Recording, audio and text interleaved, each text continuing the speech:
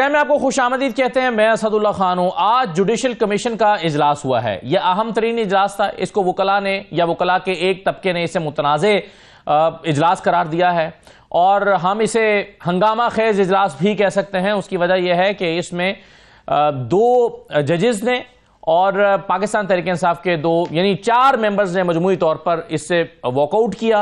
अब ऐसे में वॉकआउट तो कर गए, लेकिन बहरहाल जुडिशल कमीशन में अक्सरियत उन लोगों की मौजूद है जो जज लगा सकते हैं। तो यही वजह है कि फिर 6 जजेस का तकर्रुर किया गया है और एक आर्जी जज कायम मकाम जज जस्टिस मियां गुल हसन औरंगजेब इस्लामाबाद हाई कोर्ट से उनका आर्जी तौर पर सुप्रीम कोर्ट में बतौर जज तकर्रुर किया गया है। अब ये आर्जी जज क्या होता है, ये कितने अरसे के लिए होता है और क्या अगर इनकी खिदमात जब दरकार ना हो तो क्या फिर इनको वापस भेजा जा सकता है, एक ये भी सवाल है जिस पर बात करना जरूरी है। आज ही इस्लामाबाद में वकला ने एहतजाज भी किया है। इस्लामाबाद के रेड जोन को जाने वाले तमाम गेट्स बंद कर दिए गए थे, सिर्फ एक मागला का रास्ता खुला छोड़ा गया था, लेकिन वकला का मुख्तलिफ जगहों पर एहतजाज जारी रहा। वो रेड जोन में जाने की कोशिश करते रहे, कहीं पर पुलिस से मुठभेड़ भी हुई और कश्मीर हाईवे भी कुछ जगहों से ब्लॉक की गई। कुछ वकला ने बड़े सख्त किस्म के कलेमात भी कहे। तो ये जो एहतजाज है वकला का, ये क्या रंग लाएगा और ये क्या करना चाह रहे हैं, इन तमाम चीज़ों पे हम बात करेंगे। मेरे साथ जस्टिस रिटायर्ड शाइक उस्मानी साहब मौजूद हैं। बहुत शुक्रिया जस्टिस साहब, आपको खुशामदीद कहते हैं। रियासत अली आज़ाद साहब हमारे साथ मौजूद हैं, सदर हैं इस्लामाबाद हाई कोर्ट बार के। रियासत साहब, आपको भी खुशामदीद। सबसे पहले तो सर ये बताइए कि ये जो आज जुडिशल कमीशन का इजलास हुआ है, इसमें जस्टिस मंसूर साहब ने खत लिखा हुआ था कि इसको मुअख्खर किया जाए जब तक कि 26वीं तरमीम को सुनना लिया जाए। इसमें कुछ इस्लामाबाद हाई कोर्ट के जजेस का ख्याल था कि जब तक ये सीनियोरिटी वाला मामला तय ना हो जाए इस्लामाबाद हाई कोर्ट में, तब तक ये जुडिशल कमीशन का इजलास नहीं होना चाहिए। बैरिस्टर अली जफर ने भी खत लिखा था कि भाई ये इस्लामाबाद हाई कोर्ट में सीनियोरिटी का मामला आप पहले तय करें, फिर उसके बाद ये इजलास हो। तभी आज वॉकआउट भी किया गया है या बाइकआउट भी किया गया है इस इजलास का। आपके ख्याल में ये मौक़िफ़ दुरुस्त था इन तमाम जजेस का भी, जो इस वक्त सिटिंग जजेस हैं इस्लामाबाद हाई कोर्ट के हों या सुप्रीम कोर्ट के हों, कि भाई इसको मौखर कर दिया जाए, ये मुतालबा या मांग दुरुस्त थी आपके ख्याल में? देखिए, ये मुतालबा तो यकीनन नहीं होना चाहिए था, क्योंकि एक जब मुल्क में एक आइन है और हालांकि लोग 26वीं आइन की जो तरमीम थी उसके खिलाफ हैं वकला हजरात और बहुत से दूसरे लोग, लेकिन वो बसूरत आइन का हिस्सा है। जब तक कि वो कल अदम ना डिक्लेयर कर दिया जाए, सुप्रीम कोर्ट में केस मौजूद है, तब तक वो मुल्क आइन का हिस्सा है। और जहाँ तक कि जुडिशल कमीशन का ताल्लुक है, उसने उसको फॉलो करना है। वकला की जो दरखास्तें हैं और वकला के जो व्यूज़ हैं कि उसको मौखर किया जाए जब तक कि 26th अमेंडमेंट को ना सुना जाए, ये बिल्कुल सही नहीं है। क्योंकि अगर ऐसा होने लगे तो हर एक मामले पर लोग यही कहेंगे कि अच्छा इसको आप रोक दें, जब तक ये ना हो जाए तब तक आप ये सुन नहीं सकते। इस तरह से मुल्क नहीं चलता। जो आइन है उसका चाहे जितना भी गलत हो वो अपनी जगह पर, लेकिन है तो आइन, जो कि मेजॉरिटी 3/4 मेजॉरिटी ने उसको एक्सेप्ट किया है, तो उसके लिहाज से तो फैसला करना है। अब ये अलग बात है कि अगर फर्ज किया वो 26th अमेंडमेंट जो है वो उसको कलअदम डिक्लेयर हो जाती है, तब उसके बाद यकीनन जो करना चाहें करें। लेकिन फिलहाल जो उन्होंने किया है, मेरे ख्याल में सुप्रीम जस्टिस काउंसिल ने, उसमें कोई गलती नहीं है। जहाँ तक कि वकला हज़रात के प्रोटेस्ट का ताल्लुक है, ये वकला को ये ज़ेब नहीं देता कि वो किसी आइन के खिलाफ खड़े हों और कहें कि ये ना करें वो ना करें। ऐसे मुल्क नहीं चलता। सही है, लेकिन इसमें जस्टिस साहब जो बुनियादी नुक्ता है इस्लामाबाद हाईकोर्ट के 5 जजेस का जिन्होंने खत लिखा था, वो ये कहते हैं कि अगर 15वें नंबर के एक जज को इस लिस्ट में जो मामला वो समझते हैं कि हल तलब है, और ये चीफ जस्टिस सुप्रीम कोर्ट ने भी कहा था, चीफ जस्टिस ऑफ पाकिस्तान ने, कि हमारे पास आएगा, हम इसे टेकअप करेंगे और फिर हम देखेंगे कि इस मामले में सीनियरिटी लिस्ट क्या बननी है। अब वो समझते हैं कि अगर 15वें नंबर के जज को दूसरे नंबर पर लगा दिया जाए तो फिर उनको भी जो कंसिडर किया जा सकता है सुप्रीम कोर्ट में ले जाने के लिए, जबकि अगर उनकी सीनियरिटी लिस्ट में वो 12वें नंबर पर हों तो फिर उनको कंसीडर नहीं किया जा सकता। तो वो समझते हैं कि एक बड़ी गलती का एहतमाल रह सकता है इसमें। देखिए, अब ये तो अलग चीज़ है ना कि सीनियरिटी का जो ताल्लुक है वो तो उसका इससे कोई ताल्लुक नहीं है ये 26th अमेंडमेंट से। अब ये आप नहीं कह सकते कि ये ना हो तो वो नहीं हो सकता, वो ना हो ये ना हो सकता है। देखना ये है कि 26th अमेंडमेंट हिस्सा है कॉन्स्टिट्यूशन का कि नहीं है। ये हिस्सा है, अपनी जगह पर है, और जब अगर वो हिस्सा है तो उसको यकीनन फॉलो करना पड़ेगा। अब उसको पोस्टपोन कर देना वो एक अलग चीज़ है। वो तो एक आपस में बैठ करके बातें कर लेते बजाय शोर शराबा के। अगर सब मिलकर करके बैठ के डिस्कस कर लेते और इस चीज़ पे राजी हो जाते सब लोग कि होना चाहिए, फिर तो ठीक था। लेकिन ये तो नहीं किया। यहाँ पे प्रोटेस्ट मार्चेस हो रहे हैं, दूसरे हो रहे हैं। ये मेरे ख्याल में वकला को जेब नहीं देता। वकला को जेब नहीं देता। रियासत अली आज़ाद साहब, आपने क्यों एहतजाज किया है आज? बिस्मिल्लाहिर्रहमानिर्रहीम। मैं जज साहब की गुफ्तगू से इख्तलाफ करते हुए ये अर्ज़ करूँगा कि देखिए, वकला को तो ये जेब नहीं देता, ये जज साहब ने सही दुरुस्त फरमा है। क्या जजेस साहबान को ये जेब देता है जो इन जिस तरीके से ये तरमीम हुई है और जो तरमीम apparently on the face of racket है, आप देखें तो वो आर्टिकल 8 से रिपग्नेंट है, वो आर्टिकल 175 सब आर्टिकल 3 से रिपग्नेंट है, वो 2 to 7 के अगर देखा जाए तो उस किताबें नहीं है। फिर जो ट्राइकॉटमी ऑफ पावर का एलिमेंट दिया गया कॉन्स्टिट्यूशन के अंदर, supremacy of constitution, independence of judiciary, 1996 supreme court page number 324, उसके अंदर ये सारी चीजें। रियासत आप तो बड़ी जेनेरिक सी बातें कर रहे हैं ना, आप स्पेसिफिक बात कर रहे हैं ना कि कहां पर लॉ वायलेट हुआ है। मैंने सारे आर्टिकल आपको बता दिया। ये तो आप मानते हैं ना कि आर्टिकल 200 बुनियादी तौर पर कहता हूं, क्या लेजिस्लेशन जो रूल्स 2007 नेशनल असेंबली और रूल्स 2012 सेनेट है उसके मुताबिक 26वीं तरमीम हुई है? कैसे आप देखते हैं? आपने देखा नहीं कि लोग कितने कितने दिन यहाँ पे रखे गए ये सारे, और प्रेस कॉन्फ्रेंसेस आपके सामने नहीं है। चलिए शाइख उस्मानी साहब, एक चीज तो ये फरमा दीजिएगा कि आपकी राय में ये जो आर्टिकल 200 है, अब अगर एक जज हाईकोर्ट से एक हाईकोर्ट से दूसरे हाईकोर्ट में जाते हैं तो आपके ख्याल में क्या उन्हें नया हल्फ लेने की जरूरत है? क्योंकि इस्लामाबाद हाईकोर्ट के 5 जजेस की ओपिनियन ये है और उन्होंने इस सिलसिले में रिप्रेजेंटेशन भी दायर कर रखी है, वो समझते हैं कि नया हल्फ होना चाहिए। देखिए, यहाँ पे जहाँ तक कि हल्फ का ताल्लुक है, वो आइन में एक प्रोविजन है उसकी हल्फ, उसमें हल्फ में लिखा हुआ है कि जब जज ओथ लेता है तो ये कहता है कि मैं हाई कोर्ट का जज का ओथ लेता हूँ और इस कोर्ट में, वो कोर्ट का नाम लेता, प्रोविंस का नाम लेता है। लेकिन चूंकि यहाँ पे इस्लामाबाद में तो प्रोविंस है नहीं, इस्लामाबाद तो एक फेडरल टेरिटरी है, तो वहाँ पर अगर कोई आ जाता है तो वो फिर सारे सूबे जो हैं वो बराबर होते हैं। तो हल्फ लेना और उसमें मेंशन करना और ये कहना कि सिर्फ जिस दिन से वो हल्फ लेगा उस दिन से सीनियरिटी होती, ये तो सही नहीं होगा। क्योंकि एक हाई कोर्ट का जज जब किसी कोर्ट में हाई कोर्ट का जज है तो वो वहाँ से अगर ट्रांसफ़र होता है तो ये तो कहना बिल्कुल गलत होगा कि जब उसको ट्रांसफ़र करेंगे तो उसकी जितनी पुरानी सीनियरिटी है वो ख़त्म हो जाएगी और वो फिर उसकी नई सिरे से शुरू होगी। ये तो बिल्कुल नाइंसाफ़ी है और इसको करना गलत है। और हल्फ लेना जो इतनी इंपॉर्टेंट चीज़ नहीं है। हल्फ तो एक दफ़ा लिया जाता है कि मैं हाई कोर्ट का जज बनूंगा और हाई कोर्ट के जज के तौर पे काम करूंगा, चाहे इस कोर्ट पे करे चाहे दूसरे कोर्ट पे करे। जी, इसमें रियासत साहब आपको पॉइंट ऐड करना चाह रहे हैं? मैं इसमें मेरा जज साहब से सवाल है कि जो जज जैसे जनाब ने फरमाया कि मैं बतौर फलां गुलाम रसूल जज इस्लामाबाद हाई कोर्ट, तो वो तो उस जज उस हल्फ के तहत उस हाई कोर्ट के अंदर जज तैनात, वो कभी भी यहाँ का जज तैनात नहीं हुआ। अगर उसकी सीनियरिटी, तो क्या आर्टिकल 200 के अंदर उसकी सीनियरिटी का जिक्र है? उसकी जो ट्रांसफ़र की टाइम है कि जी 6 महीने साल, वो उसके अंदर मेंशन है?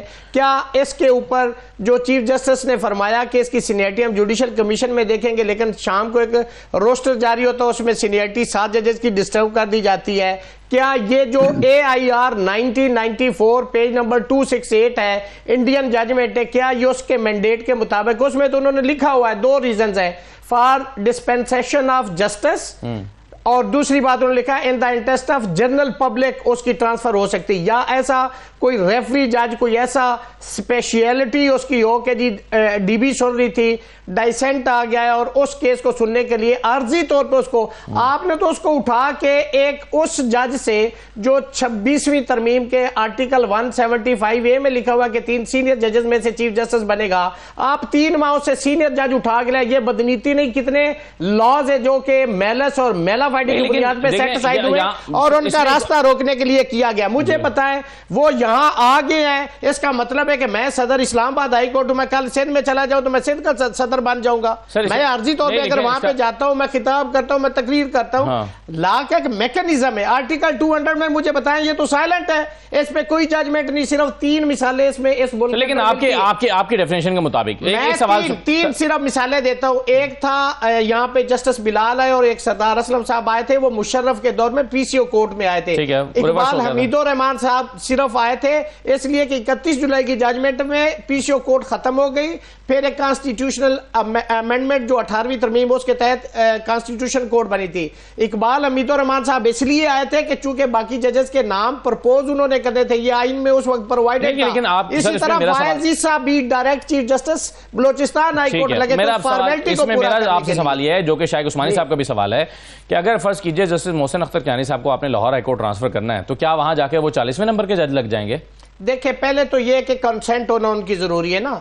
अगर आप यहां से देखें, आप ये इस चीज को देखें कि आप उसको यहां ला रहे हैं आर्जी तौर पे, चूंकि उसके अंदर तो आर्जी या उसकी टाइम लिमिट नहीं है, एक जज जा रहा है तो क्या सारे जजेस से आप उसको सीनियर बना के बिठा दो, उसको चीफ जस्टिस लगा देंगे? जो 5 साल 4 साल 6 साल से सीनियर प्यूने चलता आ रहा, एक जज बाहर से लाके उसको आप वापस कर देंगे? ये जस्टिफाइड है। इसमें एक नुक्ता जो जज साहब इस्तेमाल होता रहा है ना, वो ये है कि जी ये मेलाफाइड इंटेंशन के तहत किया गया है, ताकि इस्लामाबाद हाई कोर्ट के वो जजेस जिन्होंने खत लिखा था और अभी दोबारा लिखा है, उस वक्त वो खत जो पहले लिखा था उसका अगरचे मतन डिफरेंट था और अब मौक़िफ़ मुख्तलिफ है, एक और मौजू मुख्तलिफ है, लेकिन चूंकि इन जजेस ने खत लिख रखा है तो इनको हमने चीफ जस्टिस नहीं बनने देना, इसलिए हम हाई कोर्ट से एक नीचे से उठा के दूसरे हाई कोर्ट से लेकर आएंगे।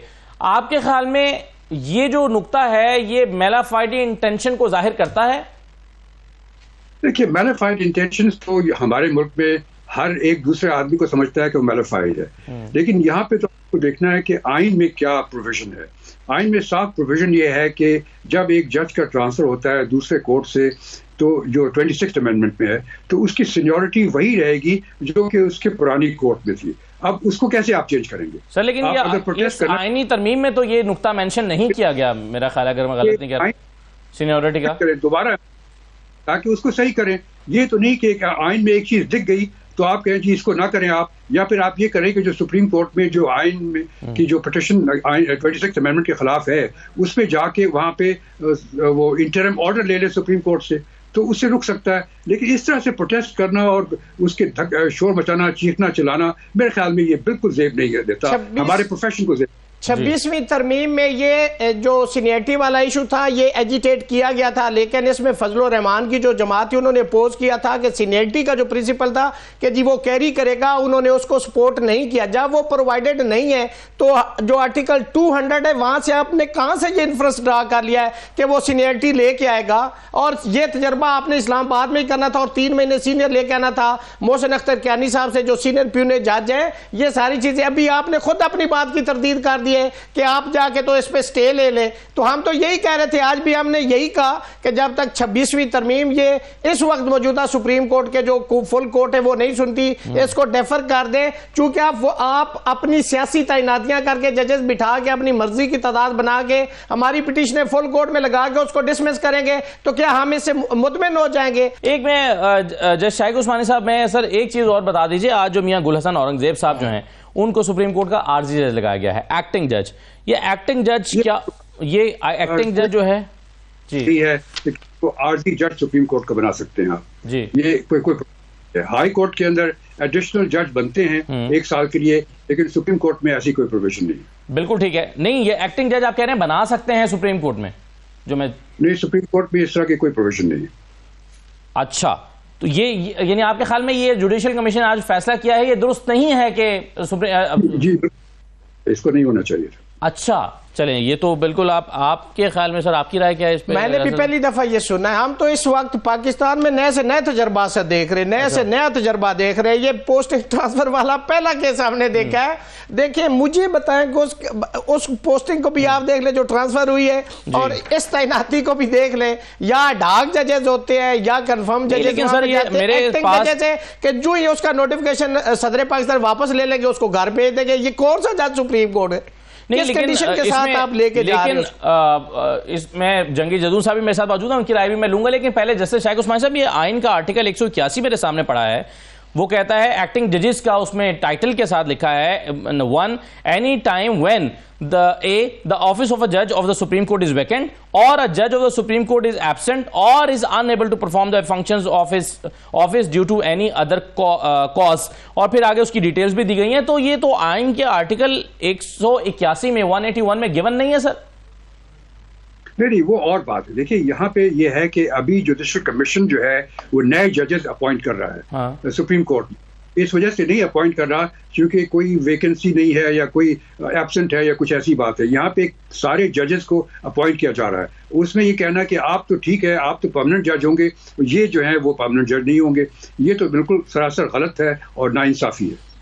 सही है। और आर्जी जज इसलिए होता है कि वहां पे जो मौजूदा एग्जिस्टिंग जजेस साहबान है वो due to certain reason physically mentally is disable to discharge his duty. अच्छा। और वक्ती तौर पे आपको वहां पे जरूरत पड़ गई तो आप जज को आर्जी तौर पे किसी भी हाई कोर्ट में से आप ले जा सकते हैं। लेकिन ये तो फ्रेश तैनातियां हो रही है यार, अल्लाह ही है बस। चले मैं जहांगीर जदून साहब, आपकी राय इस पर क्या है? ये जो मियां गुल हसन औरंगजेब साहब को सुप्रीम कोर्ट का आर्जी जज लगाने की मंजूरी दी गई है, ये आर्जी जज क्या होता है? क्या सुप्रीम कोर्ट में लगाया जा सकता है? कितने अरसे के लिए लगाया जा सकता है? ये उनको ट्रैप कर रहे हैं, ना इधर का छोड़ना चाहते हैं ना उनको रिफ्यूज कर देना चाहिए। इस तरह तो वो कहीं मैं नहीं जाता हूँ, क्या उसको जबरदस्ती तो नहीं ले जा सकते। ये तो उनके साथ बहुत बड़ी ज्यादती कर रहे हैं। या तो आप जिस तरह बाकी की अपॉइंटमेंट करिए फिर उनको भी अपॉइंटमेंट करो। ये तो बड़ी मतलब पहली दफा हम सुन रहे हैं। जदून साहब, अगर फर्ज कीजिए 3 महीने के बाद ये पोजीशन वेकेंट नहीं रहती और आरजी का मतलब तो है ना कि फिर कभी भी उनकी पोजीशन खत्म हो सकती है, तो क्या उसके बाद वापस वो इस्लामाबाद हाईकोर्ट में उसी पोजीशन पे चले जाएंगे या घर जाएंगे? फिर यही तो मसला है ना, इसका अनसर्टेनिटी है। तो वो तो फिर इसलिए उनको खराब करना चाहते हैं। यदि वो सुप्रीम कोर्ट से फारग हो तो वो सुप्रीम कोर्ट में जाए, फिर हाई कोर्ट में उसकी पोजीशन देखो ना। वो क्या है मतलब, एक आप जज जो है चलो 2 महीने के लिए हाई कोर्ट की अपीलें सुनता रहा है, फिर आगे हाई कोर्ट में फिर वो हाई कोर्ट के जज लग गए। इस तरह थोड़ा ही होता है। तो उनके साथ ज्यादती है, उनको रिफ्यूज कर देना चाहिए कि मैं आर्जी तौर पर जो है मुझे अब या तो अपॉइंटमेंट परमानेंट होनी चाहिए ना। अब इसमें मुल्क के अंदर देखे ना, आइन के साथ हमने पहले कहा है 26वीं तरमीम में खिलवाड़ कर रहे हैं। अब आइन के साथ जितनी खिलवाड़ करते जाएंगे ये खुद इसके अंदर फंसते जाएंगे। तो ये तो इनका पहले कौन सा काम जो है वो ठीक कर रहे हैं, अभी जो इन्होंने ये वाला कर दिया।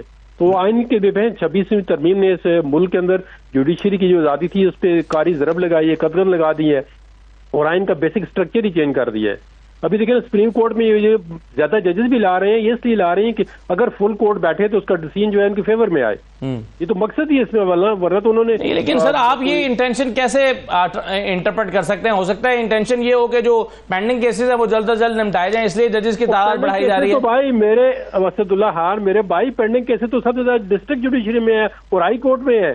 डिस्ट्रिक्ट जुडिशरी में रिफॉर्म्स क्यों नहीं लाते? लोग उधर ख्वार हो जाते हैं 8-8, 10-10, 12-12 साल केस लेके। तो वो उधर जो है रिफॉर्म्स करने वाली बात है, डिजिटलाइज करें, प्रोग्राम को रिफॉर्म करें। ये तो एक मतलब है अपने एजेंडे पे चलने के वाली बात है ना, अपना एजेंडा आगे लेके चल रहे हैं। वो कहते हैं जी जजों ने क्यों लिखा है कि जी एजेंडे पे चल रही है सुप्रीम कोर्ट जो है एजेंडे पे प्राइमा फेशी वो जो होता है ना एविडेंस, कहते हैं जी सर्कमस्टांसेस क्या कहते हैं। तो आप सर्कमस्टांसेस की चेन की कड़ी से कड़ी मिलाएं। ठीक है, चलिए सर, मैं अगर आप इजाजत दें तो मैं छोटा सा ब्रेक लेता हूं। आज जो इस जुडिशल कमीशन के इजलास में एक तल्ख कलामी का सा माहौल रहा और कहा जा रहा था कि जजेस एक पेज पर हैं, ख़ास तौर पर justice chief justice of Pakistan और जस्टिस मंसूर साहब के बारे में इनिशियली कहा गया कि ताल्लुकात दोनों के अच्छे हैं। लेकिन आज इस झगड़े से, और अगर इसको झगड़ा कहना दुरुस्त है तो अगर हमारे मेहमान भी मानते हैं कि ये झगड़ा है क्योंकि तल्ख जुमलों का तबादला हुआ है, फाइल पटकने की बात भी हुई है और फिर वॉकआउट करने की बात भी हुई है, तो इससे क्या तासुर जाएगा और क्या इंपैक्ट आएगा सुप्रीम कोर्ट के ऊपर? क्योंकि ऑलरेडी एक तनाव मौजूद है और चीफ जस्टिस ऑफ पाकिस्तान कह चुके हैं हाल ही में एक मुलाकात में जो सहाफियों के साथ हुई थी कि मैंने काफ़ी कोशिश की है इस तनाव को कम करूं, लेकिन ये हो जाएगा। अपनी उम्मीद उन्होंने जाहिर की थी, कैसे होगा? एक छोटे से ब्रेक के बाद इस पर भी बात करते हैं, हमारे साथ रहिए।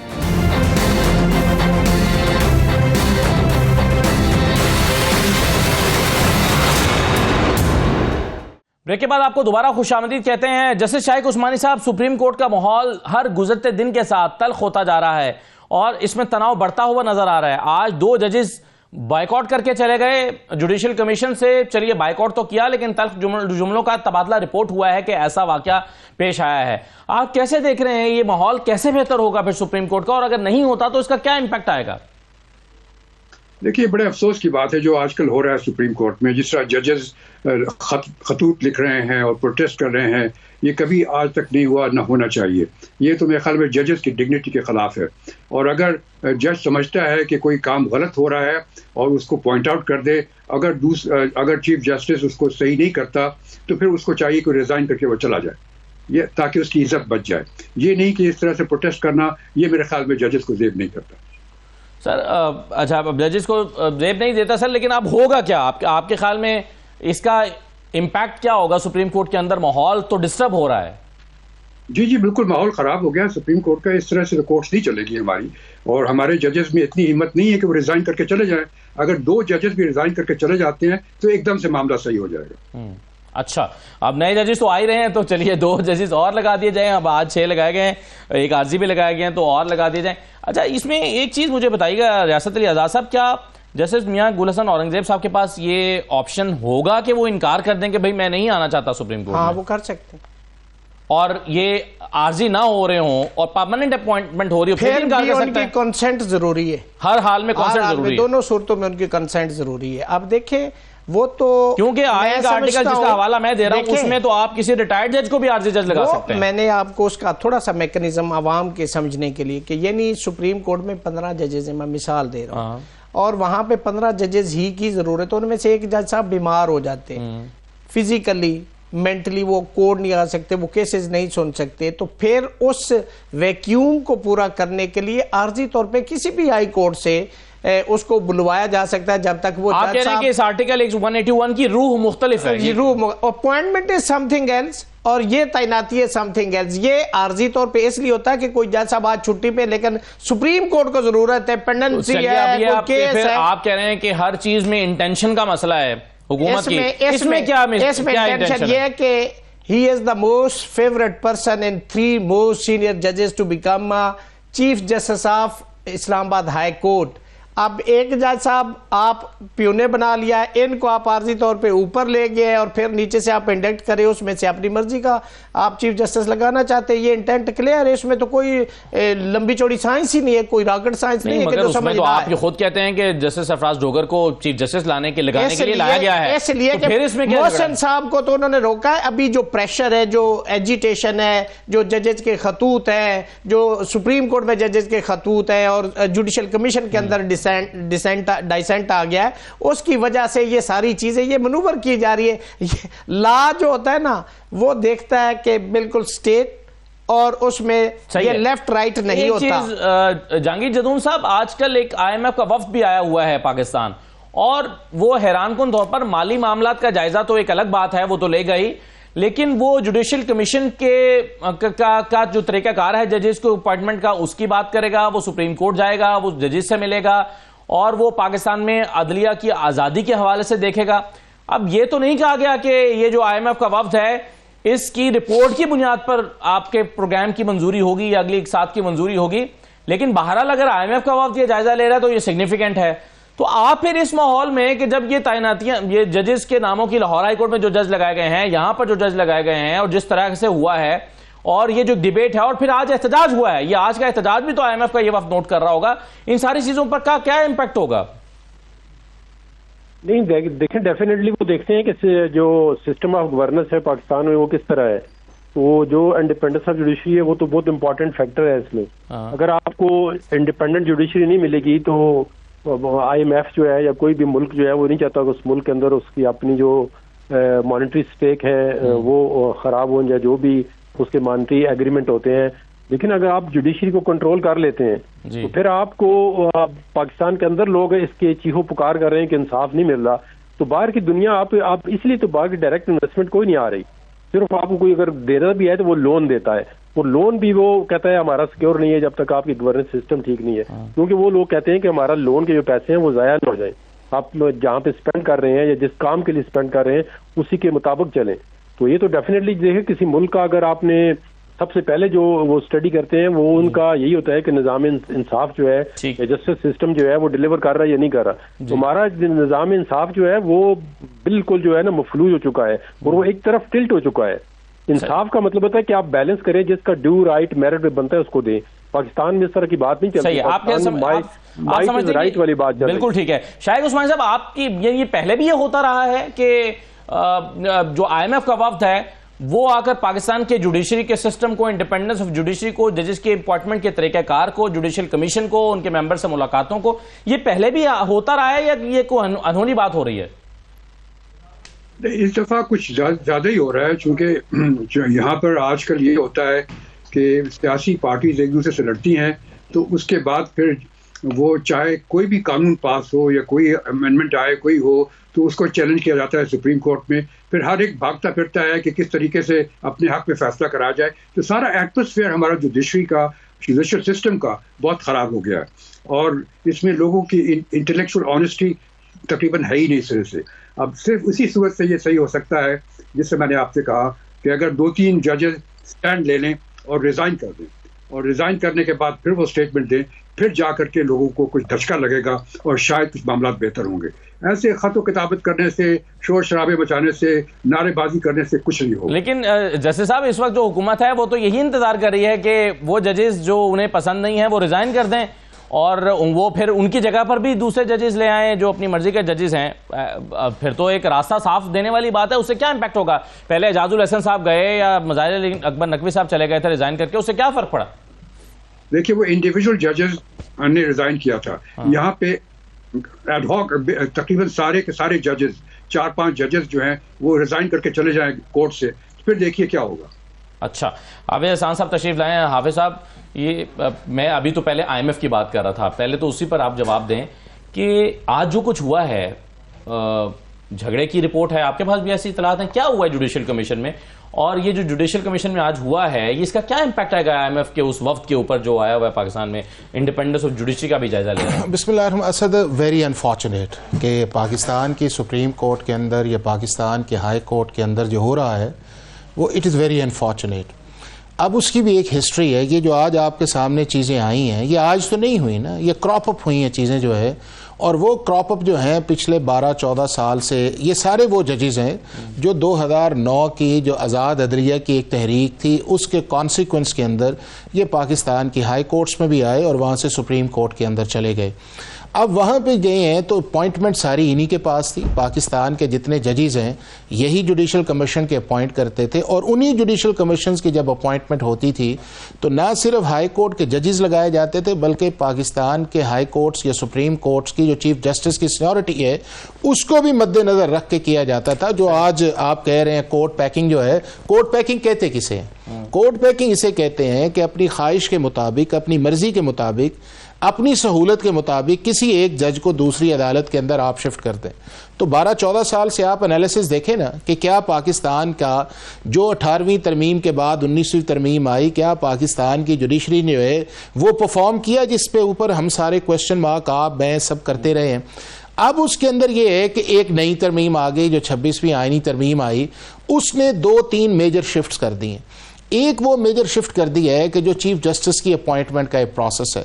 अब बहुत सारे को एक लेजिटिमेट एक्सपेक्टेशंस थी। अगर आप सुप्रीम कोर्ट या हाई कोर्ट की कॉज लिस्ट निकालें तो आपको अंदाजा होता था कि 2024 में कौन आएगा, 2026 में कौन आएगा, 2029 का भी पता था। अच्छा, अब ये है कि जब आपने उस प्रोसेस के अंदर पैनल्स पे चले गए या उस पैनल्स के अंदर किसी को भी आप लगा सकते हैं, तो जिस चीज की लेजिटिमेट एक्सपेक्टेशंस हैं as a human being concerns तो आते हैं। एक वो आ गया एलिमेंट।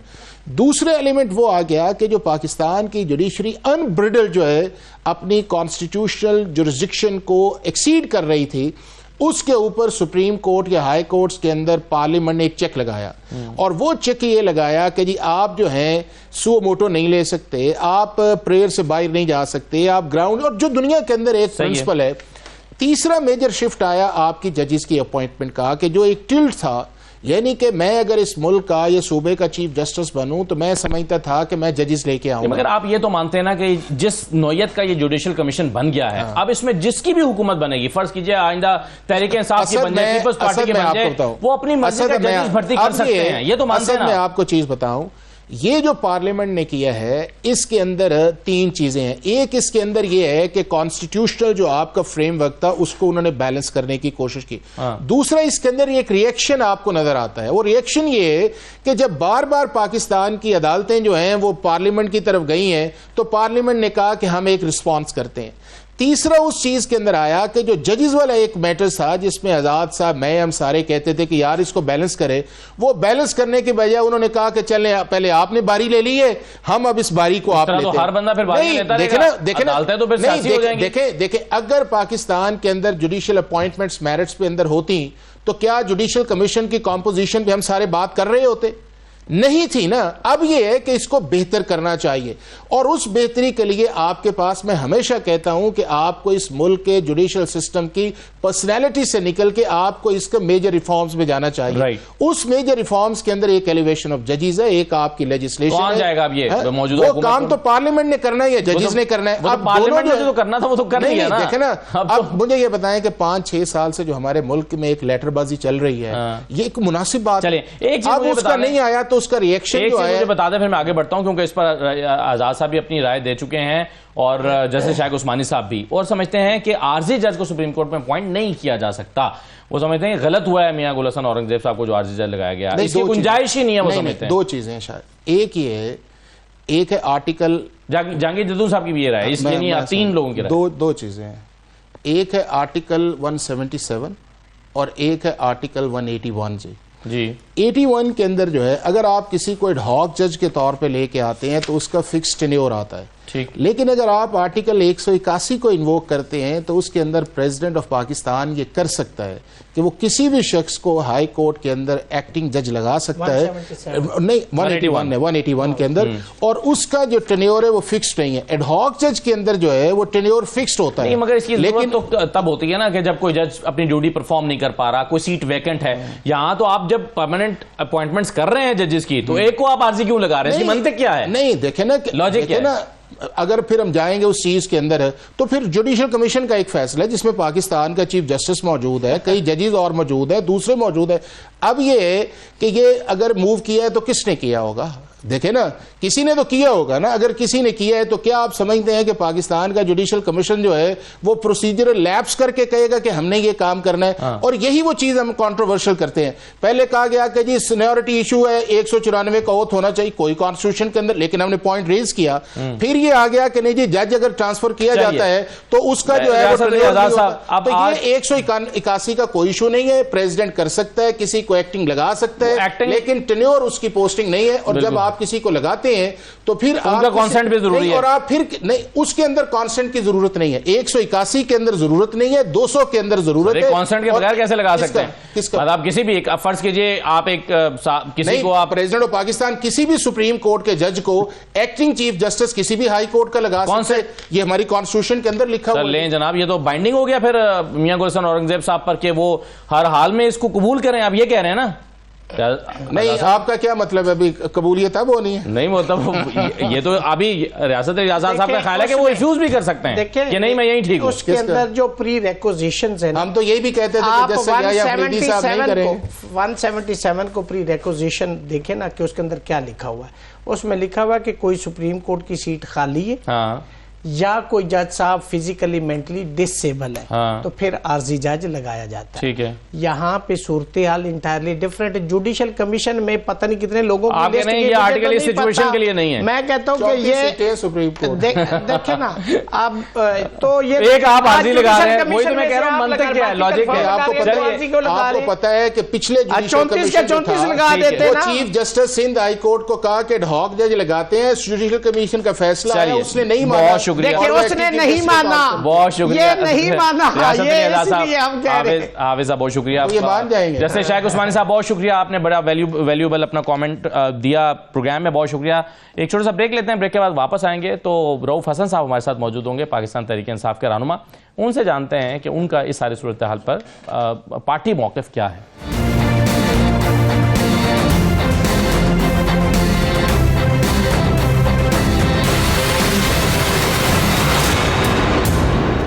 ब्रेक के बाद आपको दोबारा खुशामदीद कहते हैं। रऊफ हसन साहब हमारे साथ मौजूद हैं, पाकिस्तान तहरीक इंसाफ के सीनियर रहनुमा। बहुत शुक्रिया रऊफ हसन साहब। रऊफ साहब, ये आज पाकिस्तान तहरीक इंसाफ ने यानी बैरिस्टर गौहर साहब ने और बैरिस्टर अली जफर साहब ने जुडिशल कमीशन के इजलास का बॉयकॉट किया है, क्यों? थैंक यू असद साहब। ये जब पहले जुडिशल कमीशन की बात हुई थी हमारी कमेटीज में, तो उस वक्त भी पार्टी में दो आरा पाई जाती थी, लेकिन ये सोचते हुए कि चूंकि अब 26 कॉन्स्टिट्यूशनल अमेंडमेंट जो है वो इनेक्ट हो गई है, लागू हो गई है, तो इसलिए हमें इस प्रोसेस का हिस्सा बनना चाहिए और कोशिश करनी चाहिए कि जो लॉजिक और रीजन की बेसिस के ऊपर और स्पेसिफिक लोगों के कैरेक्टर, क्रेडिबिलिटी, इंटेग्रिटी और दूसरी ऐसी चीजों की बेसिस के ऊपर सिलेक्शन में मदद दें। आमिर फारूक साहब आए हैं, chief justice Islamabad high court. Shafi Siddiqui साहब लाए गए हैं, वो chief justice Sindh high court थे। इश्तियाक इब्राहिम साहब लाए गए हैं, वो chief justice Peshawar high court हैं। हाशिम काकड़ लाए गए हैं, वो chief justice Balochistan high court हैं।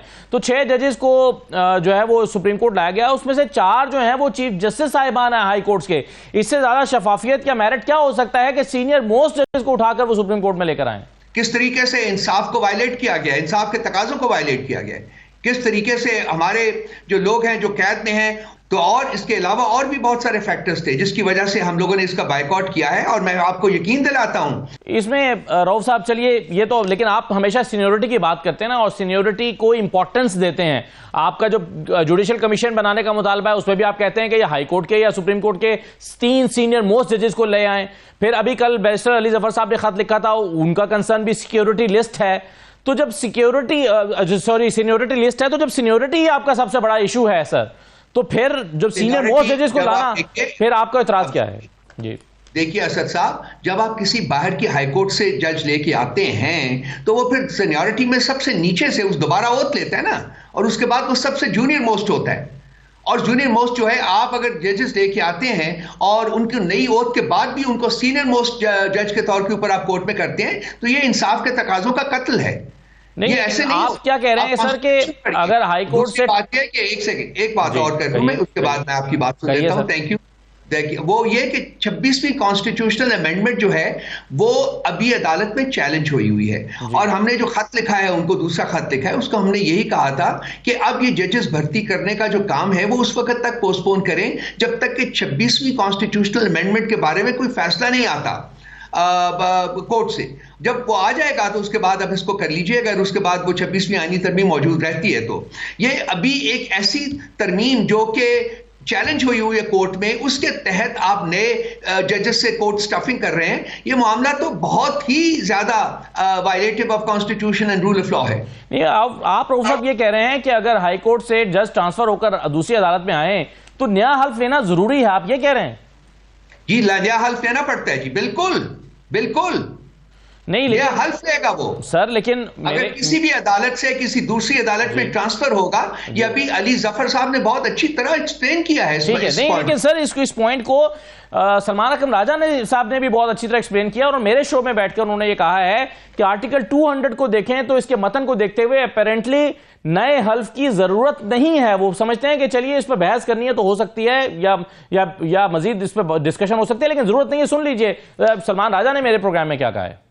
देखिए, इस पे बहस तो की जा सकती है, मुझे कोई वाज़े मतन में तो चीज़ नज़र नहीं आती जो तकाजा करती हो कि नया हल्फ लिया जाए। तो मुझे नहीं लगता कि इस बहस का भी कोई ख़ास फ़ायदा होगा उन लोगों को जो इन तबादलों से या इस ट्रांसफ़र से नाला हैं। तो आप इस्लामाबाद हाई कोर्ट के 5 जजेस से इत्तेफाक नहीं करते कि अगर ट्रांसफ़र होकर आप आएंगे तो नया हल्फ लेना पड़ेगा नई अदालत के लिए? देखिए, मैं इख्तलाफ भी नहीं करता, मैं कह रहा हूँ ये बहस तलब ज़रूर है, लेकिन कोई वाज़े बात नहीं है। इस पर बहस हो सकती है।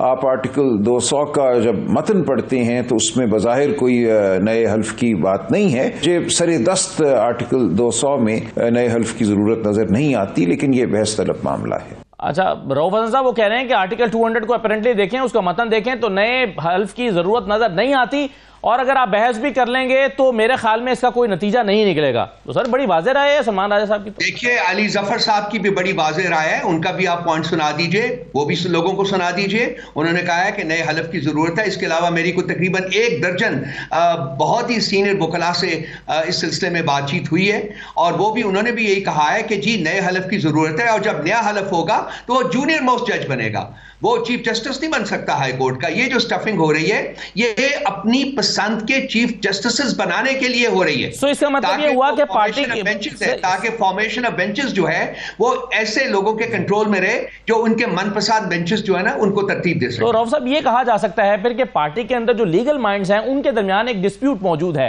या डिफरेंस ऑफ ओपिनियन मौजूद है इस नुक्ते को लेकर? देखिए ये जैसे कि सलमान अकरम राजा साहब ने भी इसको क्लियर चिट नहीं दिया, उन्होंने किया है कि जी ये बहस तलब है, इसके ऊपर बहस हो सकती है और होनी चाहिए, उन्होंने भी ये फरमाया। लेकिन अपेरेंटली उनको लगता है कि नए हल्फ की जरूरत नहीं है, ये भी तो उन्होंने कहा है ना जी। वो कहते हैं कि लगता है, उनके अल्फाज देखिए कि लगता है कि नए हल्फ की जरूरत नहीं है, लेकिन जो बहुत सारे सीनियर वकला हैं वो ये कह रहे हैं, और सलमान अकरम राजा साहब ने भी कहा है कि जी ये बहस तलब है, इसके ऊपर बहस हो सकती है। तो ये मामला जो है ये बिल्कुल एक क्लैरिटी नहीं है इसमें। और इसी कॉन्टेक्स्ट में फिर सेनेटर अली जफर साहब ने कहा है जी कि बिल्कुल नए हलफ की जरूरत है और वो नए हलफ के बाद वो जूनियर मोस्ट जज होगा। तो बहुत सी और भी एबरेशंस हैं। असद साहब इसको बात करें, जितना ज्यादा डिस्कस करें उतना ज्यादा। मैं एक और नुक्ते पर आता हूं रऊफ साहब, यहाँ अभी आज जो वकला हैं उन्होंने एहतजाज किया है, उसमें कुछ पीटीआई के वकला भी एहतजाज कर रहे थे, और उसके अलावा आप जो है वो आपने एक यौम स्याह भी मनाया है, सवाबी में जलसा किया, पंजाब में मुख्तलिफ जगहों पर आपकी रैलियां मुजाहरे हुए हैं। हुकूमत का ख्याल यह है और पंजाब हुकूमत ने बिलखुसूस ये कहा है कि ये बिल्कुल आपका फ्लॉप शो था, आप ना सवाबी में अच्छा जलसा कर सके हैं और पंजाब में तो आपके लोग कहीं निकले नहीं हैं, बल्कि अता तारड़ साहब ने तो कहा कि आपके सवाबी जलसे से ज़्यादा तो मेरी यूनियन काउंसिल का जो इज्तिमा था उसमें ज़्यादा कुर्सियाँ लगी हुई थी। आप कैसे देख रहे हैं इसको, ज़्यादा रिस्पॉन्स नहीं मिला क्या लोगों से? वो जिन साहब का आप जिक्र कर रहे हैं उनके लिए उनको मेरी एडवाइस ये है कि मेरे एक बहुत डॉक्टर हैं, बहुत अच्छे डॉक्टर हैं, आई स्पेशलिस्ट नो, मैं चाहूंगा कि ये जाके उनको जरा अपनी आंख का जरा उनको दिखाएं, और उसकी अगर पेमेंट का मसला है तो वो पेमेंट मैं किसी दोस्त को कहूंगा वो कर देगा, जरा जाके अपनी आंखें जो है ना वो देख लें, दिखा लें। इनको मेरा ख्याल है कि ये इनको देखने की और सुनने की जो हिस्स है वो इनमें खत्म हो चुकी हुई है। तो मामला यहीं तक, इसी को यहीं रहने दीजिए। पाकिस्तान में फस्तायत के बावजूद पंजाब में कल पीपल्स पीटीआई के जो लोग हैं वो बाहर निकले हैं, हर जगह रैलीज हुई हैं, सिंध में रैलीज हुई हैं, इंटीरियर सिंध में रैलीज हुई हैं, बलूचिस्तान में रैलीज हुई हैं, केपी में रैलीज हुई हैं, नॉर्दर्न पंजाब में रैलीज हुई हैं। अगर इनको नजर नहीं आता तो अपने आंखों का इलाज करवाएं, ये बराए मेहरबानी। सही है। रऊफ साहब, एक ग्रैंड अपोजिशन अलायंस की तरफ आप बढ़ रहे थे, उसकी तश्कील की तरफ क्या पेशरफ्त है? क्योंकि एक मीटिंग हुई, उसमें मौलाना साहब तो वाज़ेह तौर पर पूछा भी गया है कि क्या आप कोई इस तरह का इज्तिमा हम एक्सपेक्ट कर सकते हैं कि जिसमें आप भी एक ही स्टेज पर स्टेज शेयर कर रहे हो? तो उन्होंने कहा कि ये इसमें अभी बहुत वक्त बाकी है और इसके फौरी तौर पर तो वो कोई इम्कानात नहीं देखते। तो ग्रैंड ओपोजिशन अलायंस की तश्कील, या अगर वो पहले से मौजूद है तो उसका फैलाव बढ़ाना, ये इसकी तरफ क्या पेशरफ्त हो रही है? देखिए असद साहब, इस सिलसिले में पहले स्टेप तो उठा लिए गए हैं ना, एक मीटिंग हो गई है और कम से कम एक यूनानिमस जो डिमांड है वो कर दी गई है कि पाकिस्तान में फौरी तौर के ऊपर नए इलेक्शंस होने चाहिए। ये अपने तई बहुत बड़ी पेशरफ्त है। ठीक है, अब बाकी जो काम है वो जारी है और कोशिश ये की जा रही है कि ये तमाम पॉलिटिकल पार्टीज जो हैं वो यकसू होके एक ही प्लेटफॉर्म से जो पाकिस्तान में आइन और कानून की बहाली की जद्दोजहद है उसको आगे बढ़ाएं। हमें उम्मीद है कि over a period of time हम इसको एक नुकाती प्रोग्राम के ऊपर एक इत्तेहाद की शक्ल दे सकेंगे, और वो एक नुकाती प्रोग्राम है पाकिस्तान में आइन की बहाली। जब आइन बहाल होगा तो बाकी तमाम चीजें जो है वो अपनी जगह के ऊपर वापस आ जाएंगी। रऊफ साहब, शेर अफजल मरवत साहब का क्या स्टेटस है पार्टी के अंदर? बड़ा मौजू रहा जब जलसे में वो स्टेज पर अली मीन गंडापुर साहब के साथ बैठे थे, सलमान राजा साहब की तकरीर के दौरान उन्होंने उसको डिस्टर्ब करने की कोशिश की, नारेबाजी की और करवाई, और फिर अली मीन गंडापुर साहब जब आए तो उनसे पहले उन्होंने आकर माइक ले लिया, उन्होंने अनाउंसमेंट की, और फिर अली मीन गंडापुर साहब उनके हाथ पकड़कर फजा में बुलंद करके नारे लगाते रहे। यानी ऐसा लग रहा था कि वो उनको गैर मामूली अहमियत दे रहे हैं। पार्टी ने उनको शोकॉज नोटिस दे रखा है, उनकी इस वक्त स्टेटस क्या है? शो कॉज नोटिस है जी, और वो शो कॉज नोटिस के जो उन्होंने जवाब अगर दिया है तो उसकी बेसिस के ऊपर फैसला होना है, और ये मामला जो है पार्टी की अगली पॉलिटिकल कमेटी की मीटिंग में उठाया जाएगा और ये फैसला किया जाएगा। ये जो वो पार्टी के लिए इस वक्त का स्टेटस जो है मैं अर्ज कर दूं, वो पार्टी के लिए टोटली रेलेवेंट है। बिल्कुल। और ये जो जबरदस्ती जलसों में आना और इस किस्म के काम करना जो है वो पहली दफा उन्होंने नहीं किया, उससे पहले भी बहुत दफा कर आपके ख्याल में ये एक और जवाब है शो या एक और शोकोज नोटिस का जवाब है कि एक पार्टी रहनुमा तकरीर कर रहे हैं और वो खड़े होकर उनके खिलाफ नारे लगवा रहे हैं? टेक्निकली यस, बिल्कुल है।